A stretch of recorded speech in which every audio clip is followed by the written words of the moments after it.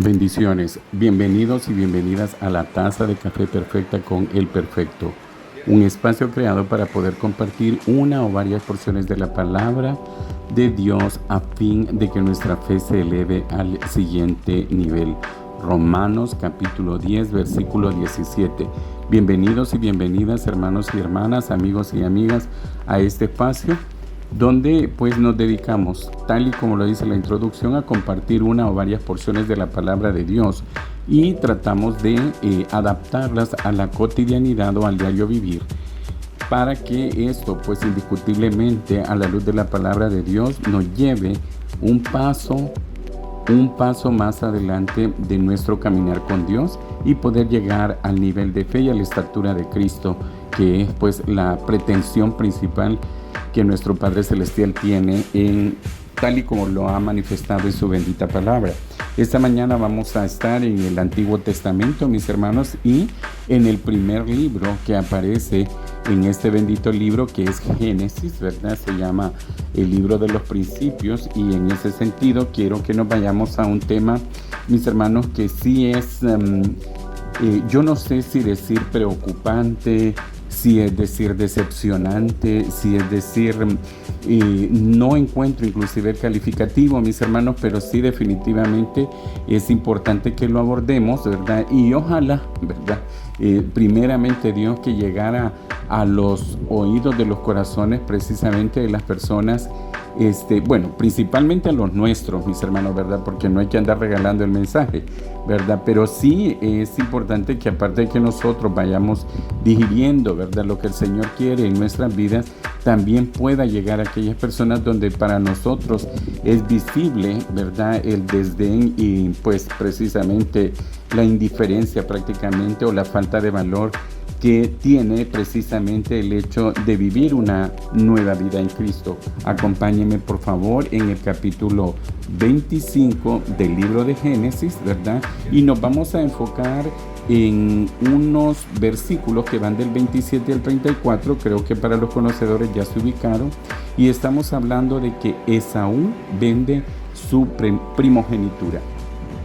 Vamos a identificar, como que si fuese una clase de letras, diríamos, ¿verdad? En los tiempos en los que yo estudiaba, no sé cómo se llama la materia hoy en día, desconozco los nombres de los pensum o de las materias o cómo aparecen en sus pensum, pero a nosotros en letras, ¿verdad? Allá en el bachillerato se nos enseñaba a identificar los personajes, y entonces aquí vamos a encontrar dos personajes, y es Esaú y Jacob, ¿verdad? ¿Quiénes son ellos, mi hermano? Usted precisamente del versículo 19 al versículo 26 de este mismo capítulo 25 encuentra, mis hermanos, ¿verdad?, que son dos hijos precisamente que son parte de la descendencia de Isaac, hijo de Abraham. Y vemos, ¿verdad?, cómo desde el vientre de su madre se dio pues una situación que revelaba precisamente un conflicto que llevaba inclusive a la madre a tener pensamientos depresivos, porque hasta expresaba, pues, ¿para qué quiero vivir de esta manera? Pero entonces vemos nosotros, mis hermanos, de que esta porción, ¿verdad?, está vinculada precisamente desde, repito, en el capítulo 25, desde el versículo 1 está hablando de los descendientes de Abraham y Cetura, luego de la muerte y sepultura de Abraham, los descendientes de Ismael, el nacimiento de Jacob y de Esaú, y llegamos al punto que queremos hablar en esta mañana, y es de que Esaú vende su primogenitura. Leemos la palabra de Dios, mis hermanos, en el nombre del Padre, del Hijo y del Espíritu Santo. Esaú vende su primogenitura. Y crecieron los niños, y Esaú fue diestro en la casa, hombre de campo, pero Jacob era varón quieto, que habitaba en tiendas. Y amó Isaac a Esaú porque comía de su casa, mas Rebeca amaba a Jacob. Y hizo Jacob un potaje, y volviendo Esaú del campo cansado, dijo a Jacob: te ruego que me des a comer de ese guiso rojo, pues estoy muy cansado. Por tanto fue llamado su nombre Edom. Si usted mira esta palabra en sus Biblias, ¿verdad?, al pie de página, tiene ahí un llamado, y Edom significa rojo, ¿verdad? Por el color que reflejaba precisamente ese alimento en ese momento. Versículo 31. Y Jacob respondió: véndeme en ese día tu primogenitura. Entonces dijo Esaú: he aquí, yo me voy a morir. ¿Para qué pues me servirá la primogenitura? Y dijo Jacob: júramelo en este día. Y él le juró y vendió a Jacob su primogenitura. Entonces Jacob dio a Esaú pan y del guisado de las lentejas, y él comió y bebió y se levantó y se fue. Así menospreció Esaú la primogenitura. Palabra de Dios. Pues no sé si me siguió en la lectura, mi hermano, ¿verdad? Pero si usted tiene a bien, yo le invito de que vaya a su Biblia y lea usted detenidamente, desde el versículo 27 al 34, para que pueda tener una interpretación, ¿verdad? Y la revelación de lo que Dios quiera que usted entienda, ¿verdad? Yo voy a tratar de compartir lo que estoy viendo acá, pero no solamente por lo que veo acá, sino que porque se acomoda precisamente a las conductas y actitudes de muchos hermanos, ¿ya? Porque esto no califica, mis hermanos, ¿verdad?, para personas que todavía no han abierto su mente y su corazón a Cristo. Este mensaje es directamente para hijos de Dios, para hijas de Dios. Es genérico, ¿verdad?, en ese sentido. Entonces, mis hermanos, ¿verdad?, en primer lugar, ¿qué es la primogenitura? Podríamos preguntarnos, ¿verdad? Porque muchas veces se nos habla de eso. Bien, la palabra primogenitura, mis hermanos, es una palabra que indiscutiblemente involucra el hecho de generar facultades o derechos a aquel primer hijo, ¿verdad? Podría decirse primer hijo varón, ¿verdad?, que nos nacía en una familia, y eso pues le daba derecho a esa persona, tenía facultades de poder presidir a la familia y de poder heredar una doble parte de los bienes que el padre dejara a su fallecimiento. Ese es un derecho natural que le surgía a él. Nadie se lo podría arrebatar. Y en ese caso, mis hermanos, si usted, repito una vez más, ¿verdad?, no me puedo extender demasiado tiempo en esto. Si usted tiene la curiosidad y ve del versículo 19 al 26, encontrará que efectivamente ese derecho natural le asistió a Esaú, mis hermanos, ¿verdad? Sin embargo, pues vemos nosotros acá cómo cada uno de ellos tenía una habilidad, ¿verdad? En las familias tenemos habilidades, pero en la familia espiritual también habemos personas con habilidades diferentes, ¿verdad? Le corresponde al que esté a cargo de la familia el poder encontrar cada una de las habilidades y donde la persona puede desarrollarse de la mejor manera, y no que haya favoritos. No es que haya personas que en efecto tengan un privilegio simple y sencillamente por tenerlo, sino que hay personas o habemos personas que tenemos habilidades diferentes y en cada una de ellas nos desarrollamos, y eso pues indiscutiblemente cuando no es tomado en cuenta por aquel que preside, ¿verdad? En este caso podría ser un padre de familia, pero en defecto del padre de familia tendría que haber sido el primogénito. Entonces, si nosotros nos vamos a la palabra de Dios, el versículo 27 dice que estos niños crecieron y que Esaú fue diestro en la casa, hombre del campo, pero Jacob era varón quieto que habitaba en tiendas. Entonces vemos dos personalidades totalmente distintas que podían ser utilizadas en diferentes áreas. Entonces, si yo veo que Esaú era un hombre diestro en la casa y un hombre de campo, y le quería imponer responsabilidades que solamente se daban en casa y que habitara en tienda, indiscutiblemente yo iba a amarrar a esa persona y no le iba a dar la libertad de poder desarrollar lo que Dios, las habilidades y dones que Dios le ha dado, número uno, ¿verdad? Entonces, ¿qué es lo que sucede? Cuando usted es líder, cuando usted está a cargo, cuando usted está presidiendo en su calidad de primogénito, indiscutiblemente debe de valorar estas habilidades y no delegar responsabilidades en personas que no tienen esa habilidad, porque entonces usted la va a estar coartando y se va a frustrar usted y va a frustrar a la persona que le ha encomendado eso, porque no va a ser su trabajo en la plenitud que se esperaría que se tenga. Pero bien, son temas que vamos a abordar quizás ampliamente. La palabra de Dios nos está un espectro tan amplio que podemos perfectamente abordar esa misma porción en otra ocasión para enfocarla de una manera diferente. Pero yo este día quiero referirme precisamente al hecho de que cuando se había estipulado, repito, divinamente y de una forma natural, la primogenitura a Esaú, se le había encomendado a él también que él debía de cuidar la familia, él debía de proteger el patrimonio del padre, él debía dar esa cobertura, es decir, asumimos también responsabilidades, ¿verdad? No solamente es el hecho de que vas a recibir una habilidad, un don o una bendición, sino que es el hecho de que eso voy a poder administrarlo en bien común de mi grupo familiar, de los que están cerca de mí. En ese sentido, mis hermanos, ¿verdad? Vemos nosotros de que acá, en esta historia, en esta narrativa que aparece acá, dice que cuando ya venía cansado él, ¿verdad?, de su trabajo en el campo, entonces él traía hambre y vio pues atractivo lo que su hermano Jacob había preparado. Esaú traía esa hambre y quiso de ese guiso que Jacob había preparado, y resultó de que le dijo: te ruego me des a comer de ese guiso rojo. Entonces vemos de que pues el apetito pues indiscutiblemente lo llevó a pedirle eso. Pero vemos también una conducta, digamos, astuta, ¿verdad? Con mucha sagacidad y quizás valorando mucho más, ¿verdad?, que Esaú, en el sentido de que viene Jacob y se aprovecha de esa sed que tiene este hombre, o esta hambre que tiene este hombre, y le dice,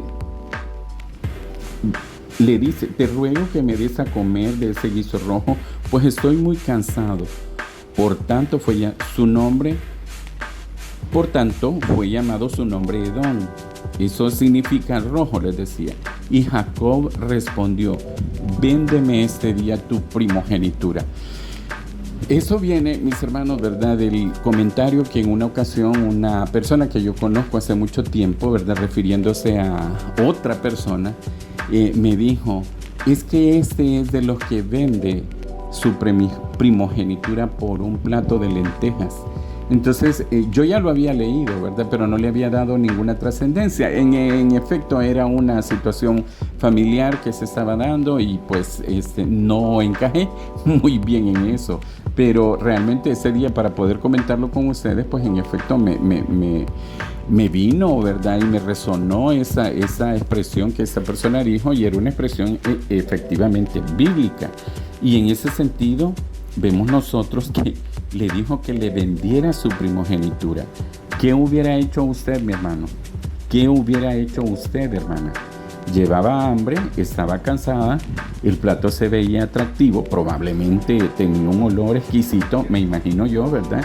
Y aparte de eso, pues era una comida propia, ¿verdad?, de la cultura, propia del momento, ¿verdad? En ese sentido, pues vemos nosotros que Jacob le dice: véndeme este día tu primogenitura. Entonces dijo esa: he aquí, yo me voy a morir, ¿para qué pues me servirá mi primogenitura?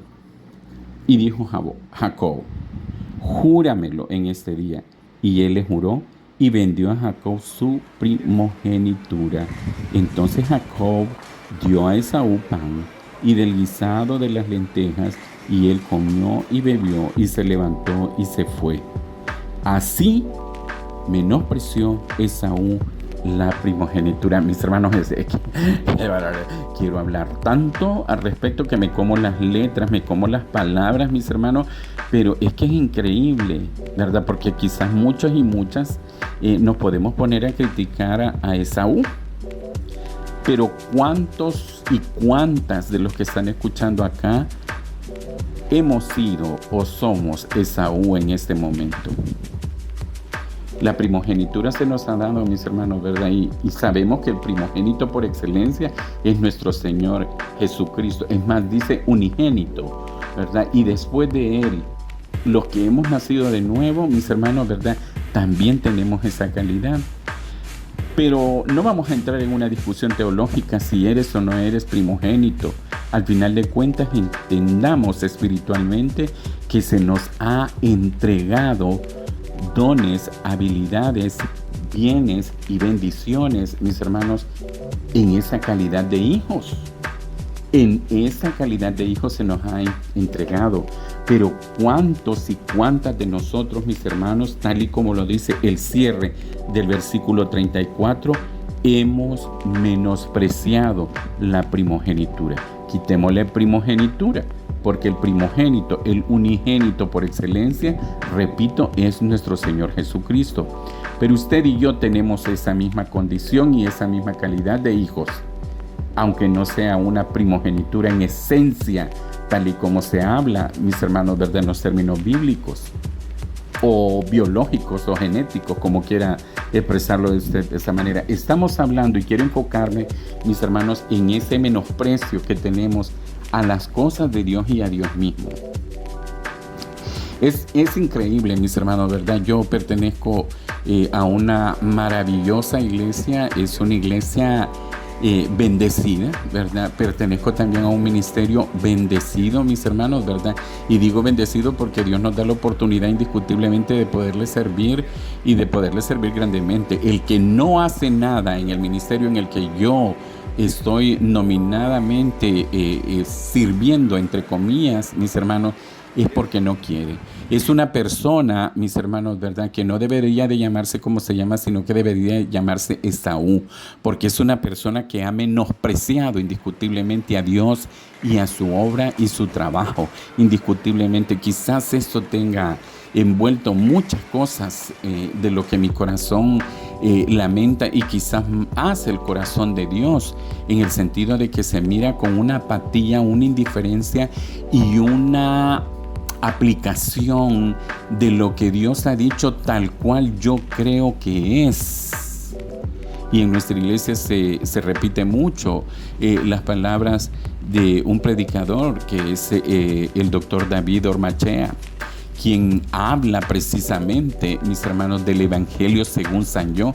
Y en mi ministerio hay tanta gente, mis hermanos, ¿verdad? Estoy haciendo como una denuncia pública porque no puedo hablar de otro ministerio realmente, aunque podría hacerlo, ¿verdad?, por las actitudes de los siervos y siervas, pero en este caso voy a hablar con más autoridad de lo que yo conozco de primera mano.